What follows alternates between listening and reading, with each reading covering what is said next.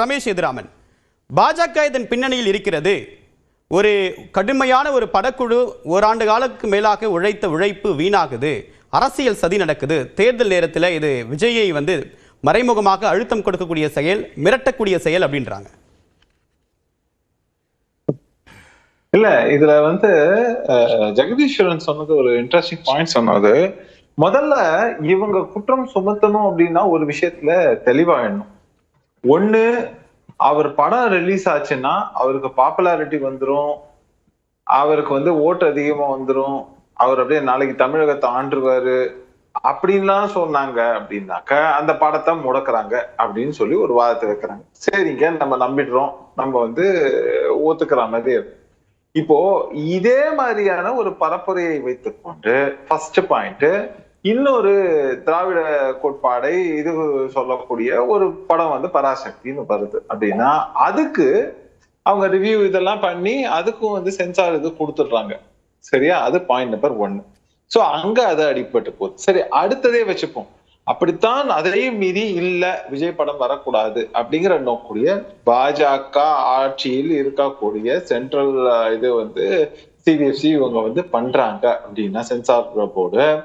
என்னுடைய கேள்வி, இதை லீக் பண்ணா அந்த அப்ஜெக்டிவ் இஸ் பீட்டன் தானே? இப்ப நான் என்ன கேக்குறேன், அந்த படம் லீக் ஆயிடுச்சு அப்படின்னு சொன்னா அது யாருக்கு லாபம்? ஒரு பொலிட்டிக்கலா இப்போ ரெண்டு இருக்குங்க. ஒண்ணு, பரப்புரையை பொறுத்த வரைக்கும் நீங்க கொண்டு போய் சேர்க்க முடியாது, நீங்க எல்லா இதுக்கும் கான்ஸ்டிடியூன்சிக்கு போக முடியாதுன்னா ஒருவேளை இந்த படம் லீக் ஆனதுனால அது அவருக்கு மைலேஜா இருக்க முடியுமாங்கிற ஒரு கேள்வி இருக்கு. ஒண்ணு. ரெண்டாவது முக்கியமான விஷயம், கடந்த காலங்கள்ல இந்த மாதிரி லீக் நடந்திருக்கா? எலெக்ஷன் காரணம் மட்டும் இல்ல, அரசியல் காரணத்துக்காக ஒரு சில படங்களை ஆன்லைன்ல லீக் பண்ணாங்களா அப்படின்னா அது நடந்திருக்கு. சரத்குமார் அவர்களை பொலிட்டிக்கல் ஆஸ்பெக்ட்லயும் மற்ற விஷயங்கள்லயும் அவர் இது பண்ணணுங்கிறதுக்காக ஜகுபாய்ங்கிற ஒரு படம் லீக் ஆச்சு அப்படிங்கறத நம்ம பார்க்கிறோம். அதுல மிகப்பெரிய லாஸ் அவர் சந்தித்தார் அப்படிங்கிறது ஒரு விஷயம். ஆனா அதே நேரத்துல இந்த விடுதலை புலிகள் இந்த மாதிரி மற்ற விஷயங்களை எல்லாம் எடுத்துக்கொண்டு ஒரு படம் ஒண்ணு இது பண்ணாங்க. அது சென்சார் போர்ட்ல இருந்து தடை செய்யப்பட்டது. அது யூபிஏ காலகட்டத்தில் தான் செய்யப்பட்டது.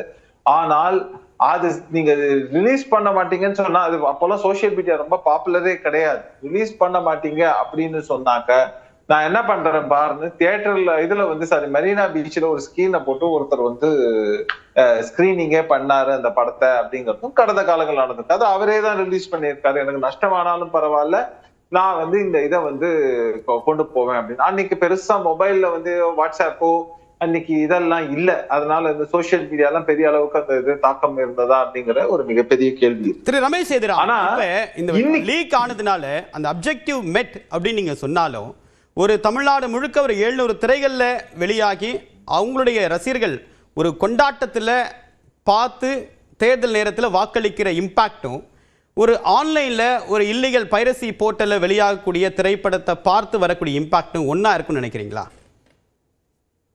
இல்லைங்க, ஜெனரலா நோபடி அப்ரிஷியேட்ஸ். யாருமே இந்த பைரசிங்கிற ஒரு விஷயத்த யாரும் என்கரேஜ் பண்ண போறது கிடையாது.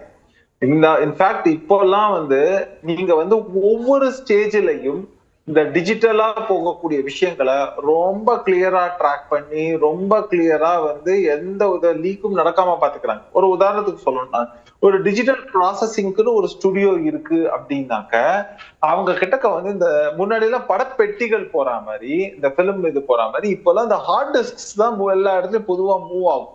இது போகக்கூடிய விஷயத்துல ரொம்ப நீங்க நினைச்சு பாக்குற மாதிரியான ஒரு ஈஸியான விஷயம் எல்லாம் கிடையாது. Every thing is tracked. இதுல ஒருவேளை லீக் ஆச்சு அப்படின்னா அது எந்த இடத்துல ஆச்சு என்ன ஆச்சுன்னு இவங்களுக்கே நல்லபடியா ரொம்ப ஈஸியா கண்டுபிடிச்சிட முடியுங்கிற அளவுல பாயிண்ட் நம்பர் 1. ரெண்டாவது முக்கியமான விஷயம், ஆதவர்ஜி நான் சொன்ன விவகாரத்தை பொறுத்தவரை ஏற்றுக்கொள்ள முடியாது. ஏன்னா இந்த தேர்தல்ல நீங்க அதிமுக வர்சஸ் திமுக அப்படின்னு சொல்லும் போது அதிமுகவுடன் பாஜக இணைந்து இருக்கு, திமுகவுடன் மற்ற கட்சிகள் இருக்கு அப்படின்னு ஒரு பக்கம் சொன்னா கூட இந்த பர்டிகுலர் விவகாரத்தை நீங்க எடுத்தீங்கன்னா இவங்க 2 பேரும் கைகோர்த்து கொண்டு விஜய்க்கு எதிராக செயல்பட்டாங்கன்ற சொல்ற இந்த இதெல்லாம் கொஞ்சம் அதீதமா இருக்கு. Point number 1. அதுதான் ஜெகதீஸ்வரன் சொன்னார். ரெண்டாவது முக்கியமான பாயிண்ட் நீங்க சொல்லும்போது அவர் சேட்டலைட் வழியா அப்படின்னு சொன்னா எனக்கு புரியல. காரணம் என்னன்னா, நீங்க சென்சார் போர்டு சர்டிபிகேஷன் இந்த மாதிரியான விவகாரங்களை வைத்துக்கொண்டு நீங்க அதெல்லாம் வந்ததுக்கு அப்புறம் தான் நீங்க ஃபைனல் பிரிண்ட மட்டும் தான் நீங்க அப்லோட் பண்ணி, ஒருவேளை நீங்க வந்து டைரக்டா இதுக்கு தியேட்டர்ஸ்க்குலாம் வந்து த்ரூ சேட்டலைட் இது பண்றீங்கன்னா அப்படி பண்ண முடியும். இல்ல ரமேஷ் சேதுராமன், அதெல்லாம் ஒரு டெக்னிக்கல் ஆஸ்பெக்ட், அதெல்லாம் ஒரு டெக்னிக்கல் ஆஸ்பெக்ட். ஒரு திரைப்படம் இப்ப தணிக்கை வாரியத்துக்கு இல்ல ஒரு தணிக்கை வாரியத்துக்கு அதனுடைய க்ளீன் இமேஜ் க்ளீன் பிரிண்ட் உங்ககிட்ட இருக்கும்போது அது உங்ககிட்ட இருந்து வெளியாக வாய்ப்பு இருக்கு அப்படின்ற சந்தேகத்தை தவிர்க்க முடியாது இல்ல?